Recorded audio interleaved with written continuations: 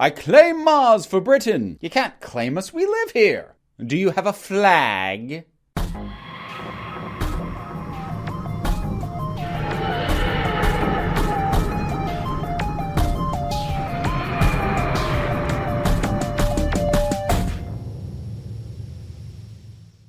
Empress of Mars. We had our Monk trilogy, and now we can get back to things a little bit more self-contained like the front end of the series was. So I suppose the first thing that I'll address, because it got brought up when I did my Sleep No More review, this was done instead of a potential related episode to Sleep No More. Mark Gatiss did have plans for another story that would play with some of the same things as Sleep No More. Now, I've seen a lot of people incorrectly state that it was a follow-up or a sequel, picking up on the ending from Sleep No More. It actually wasn't. The plan was a prequel, so even if he'd done it, it wouldn't have addressed that ending. So that was never going to get fixed. Even if you don't like this episode, you were not deprived of an actual resolution to that. So that established and set aside, what did Mark Gatiss actually give us? A fairly bog standard pastiche of a lot of the classic elements from Doctor Who mixed with a bit of a historical setting. Kind of his wheelhouse a lot of the time.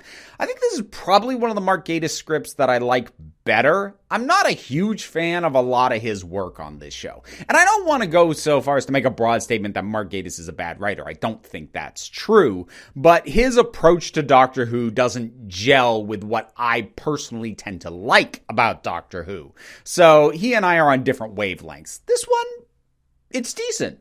It pulls together pretty well. I have a hard time pointing to too many things that I feel are concretely wrong with it or are problems. It's not really much better than, it's pretty good. It's just kind of where it lands for me. Again, not because of anything dragging it down, but more nothing elevating it beyond that. There are a number of things that I do like about it. I'm going to highlight those. The first thing is I'm realizing at this point that I've always liked Series 10. From the first time I saw it, I still like Series 10. I am at this point a little bit frustrated with the recurring motif of criticism of capitalism and also colonialism. Now, I would actually make an argument that those two are connected. The colonial mindset, especially the part of going to a place that people already are and just taking the riches and going home, which is the entire plan for this little group of explorers. That is very much, that's rooted in colonialism, but that very much feeds into a capitalist mindset, the value of money. So even though colonialism and capitalism aren't strictly speaking the same thing, one does feed into the other. And a lot of our capitalistic society was propelled by and then born on the back of colonialism. So they feed into each other a lot. So I have no issue with a series that has been doing criticisms of capitalism with episodes like Thin Ice and Oxygen to now pick up and decide to poke at colonialism a little bit. Actually, I think that's a pretty solid idea. What I'm frustrated by at this point is I feel like the critiques of capitalism and colonialism by association are just kind of a thing the series keeps doing as opposed to a driving theme of the series as a whole.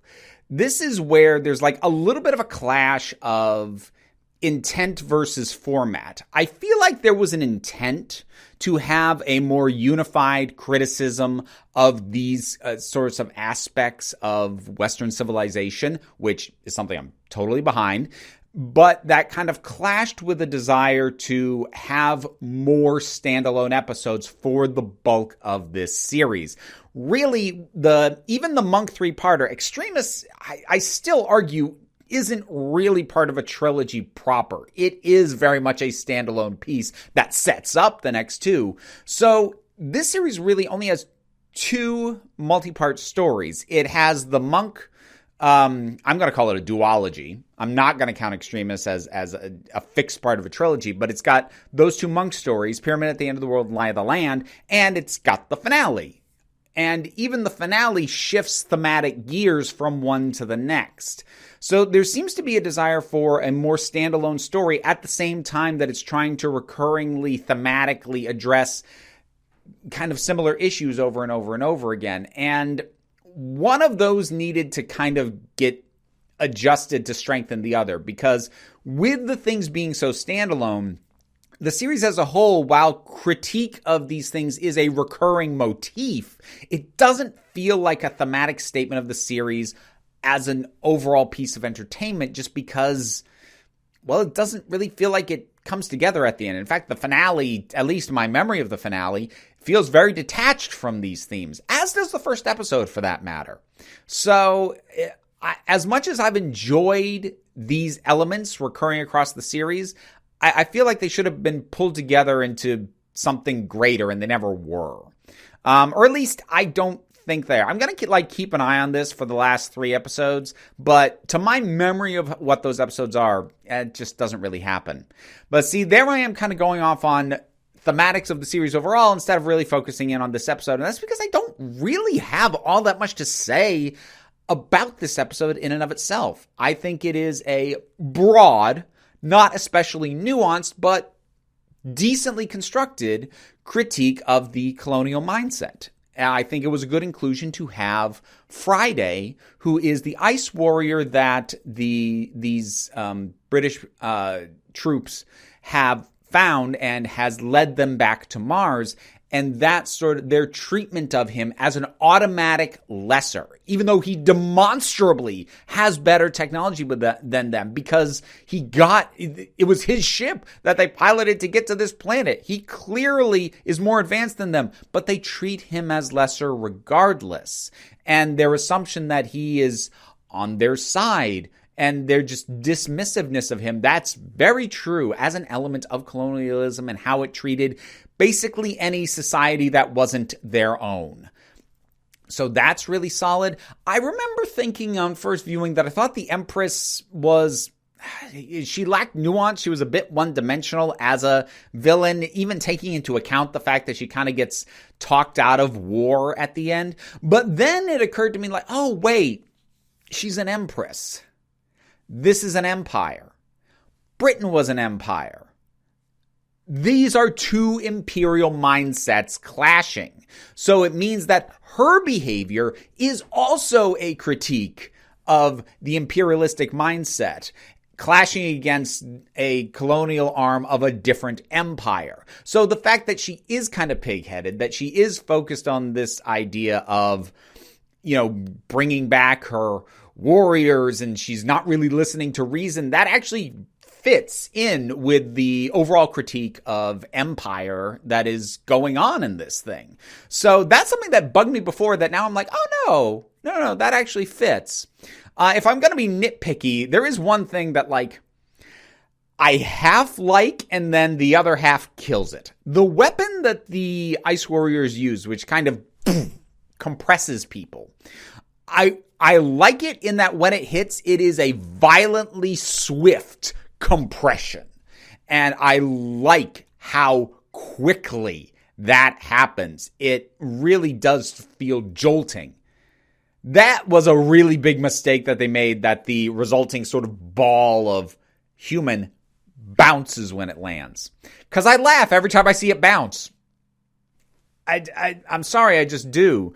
It goes from being this horrific twisting of the human form to a novelty basketball in my head. I know the sound effect isn't there, but my brain is making a boing, boing sound effect whenever I see that thing bounce. It's a shame, because otherwise I think it's a pretty neat idea for a weapon. I also like that there is sort of an evocation of Tomb of the Cybermen, mostly visually, because the themes that were going on in Tombs of the Cybermen were really a completely different ballgame. But, when we see the lighting up of all these warriors in the wall, that is very reminiscent of Tombs of the Cybermen, and I will always be happy for anything that refers to that, because I love Tombs of the Cybermen. There's a number of others, just sort of little touches that I like, but again, none of them are enough to really bolster the thing overall. I like that this doctor doesn't know as much pop culture as has frequently happened with other doctors. Like, I've complained before about how many pop culture references, say, David Tennant's doctor made. And so I like in this that Bill keeps making allusions to very famous movies like Terminator and The Thing, and the doctor's like, what? But then the one that he knows that he makes his own reference to is Frozen. Especially for this doctor, I like the idea that the Earth-based media that he remembers or has taken the time to get to know is the stuff aimed at children. I actually kind of like that in combination with him just not even really being aware of the entertainment designed for adults. I don't know why I actually really like that detail. I like that the Empress turns to Bill and assumes not necessarily that Bill is an authority. She doesn't address her as if she's a queen, but that is the opinion she's going to value more rather than these men. And I find that interesting. There's actually a bit of nuance to that because, like, the lazy way to do that would have been for her to turn to Bill and address her as Empress, as if she assumed. But, like, the Empress has been watching. She sees these other people seem to be in command, but she still zeroes in on Bill and still wants Bill's take on what's going on. I kind of like that. The callback to Alpha Centauri it's fine. It's a little weird. This is a classic era creature, and like, it's one of those things that I do like this style of callback to classic era stuff where it's just kind of dropped in. It's not the basis of the whole thing, but if you know it from the original thing, it's nice. Oh, cool. But the thing about Alpha Centauri is between the look and that voice, it stands out way more than it should for the way that it's used. It just kind of leaves you going, what?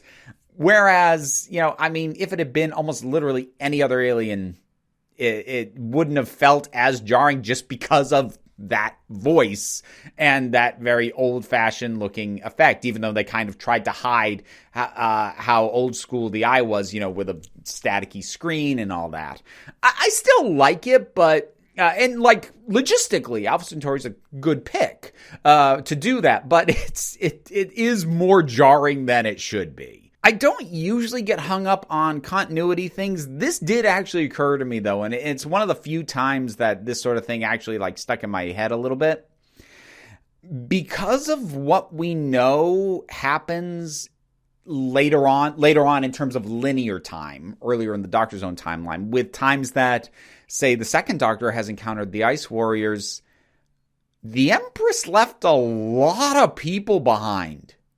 She must have, which is a little bit odd. And it does feel like it takes away from, I think, what is meant to feel more like a peaceful, not triumphant's too much, but like a peaceful, nice resolution. But if you know other Ice Warrior stories, it's like, you left a whole bunch of people there. Why? Now, the use of the TARDIS malfunctioning to just sort of get Nardole off the board, normally I'd complain about that and how contrived it is to remove one of the companions from the situation, except I actually feel like that was perfectly paced. That we don't keep cutting back to him across the whole episode. We establish that he can't get back on his own. He asks Missy for help, and like fairly early into the episode, she's saying, it'd be easier if I just show you, and then not coming back to it until the very end, where we see Missy in the TARDIS. Because first of all, just Missy in the TARDIS with that look, that's good stuff. But I love what she asks the Doctor. The Doctor, please tell me, really, are you all right? Just that one line and the way they look at each other, it makes that connection between them, the history of between these two characters, resonate so well. Like, that was honestly, in hindsight, that was one of the things I missed with John Simm's first go at the Master with the end of Series 3. I just didn't feel the weight. I didn't feel the history. I actually felt it more in the End of Time, parts 1 and 2, which is one of the reasons I like John Simm as the Master better there. But this,